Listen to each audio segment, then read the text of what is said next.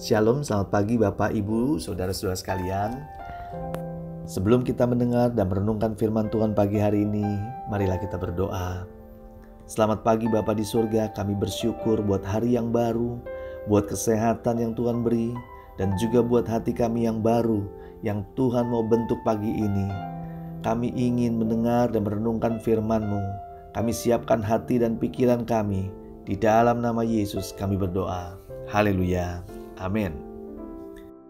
Tema renungan kita pagi hari ini adalah mengampuni adalah pintu berkat. Diambil dari Markus 11 ayat 20-26. Beginilah firman Tuhan.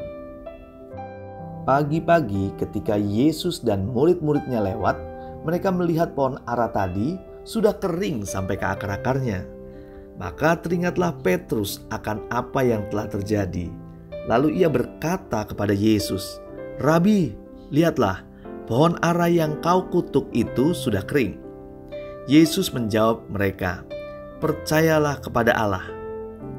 Aku berkata kepadamu, sesungguhnya barang siapa berkata kepada gunung ini, beranjaklah dan tercampaklah ke dalam laut, asal tidak bimbang hatinya, tetapi percaya bahwa apa yang dikatakannya itu akan terjadi, maka hal itu akan terjadi baginya.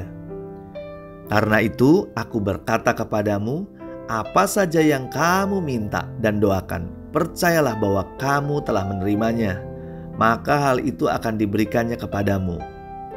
Dan jika kamu berdiri untuk berdoa, ampunilah dahulu sekiranya ada barang sesuatu dalam hatimu terhadap seseorang, supaya juga Bapamu yang di sorga mengampuni kesalahan-kesalahanmu. Tetapi jika kamu tidak mengampuni, maka Bapamu yang di sorga juga tidak akan mengampuni kesalahan-kesalahanmu." Tepat di awal tahun 2021, istri saya tiba-tiba mengalami sakit parah beberapa hari setelah kami sekeluarga sembuh total dari COVID-19. Saat semua bersuka cita menyambut tahun yang baru, kami bergumul untuk mujizat kesembuhan bagi istri saya. Dengan tensi yang sangat tinggi, 180/120, dengan kondisi yang lemah dan tak berdaya, saya bawa dia ke UGD di rumah sakit terdekat. Kami sekeluarga menangis dan berdoa, minta pertolongan Tuhan terjadi. Saat itu kami sangat khawatir dan hanya bisa berdoa. Sering saya dengar suara istri saya dengan lemah, minta maaf kepada saya dan anak-anak semuanya. Saat itulah kami saling memaafkan dan berpelukan. Singkat cerita, dengan pertolongan Tuhan melalui dokter yang memasukkan obat di bawah lidah istri saya, berhasil menurunkan tensi dalam waktu singkat. Dan akhirnya dengan izin dokter kami boleh bawa pulang. Puji Tuhan, beberapa hari kemudian istri saya sudah pulih kembali. Saya menyadari di saat ada pengampunan, maka ada pemulihan. Dan saat ada pemulihan, maka berkat Tuhan, yaitu berkat kesembuhan buat istri saya, bisa diterima. Saudara yang dikasihi Tuhan, firman Tuhan pagi hari ini berbicara, apa saja yang kamu minta dan doakan, percayalah bahwa kamu telah menerimanya. Bahkan hal itu akan diberikan kepadamu. Dan jika kamu berdiri untuk berdoa, ampunilah dahulu sekiranya ada barang sesuatu dalam hatimu terhadap seseorang, supaya juga Bapamu yang di sorga mengampuni kesalahan-kesalahanmu. Jadi kita diajar untuk mengampuni terlebih dahulu agar berkat Tuhan yang dikirim tidak terhalang. Begitu pula dengan doa Bapa kami yang sering kali kita doakan. Mengajarkan berkat Tuhan akan kita terima setelah kita mengampuni orang yang bersalah kepada kita.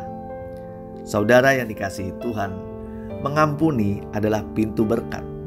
Kunci kita diberkati adalah jika kita melepaskan pengampunan kepada orang-orang yang bersalah kepada kita semua.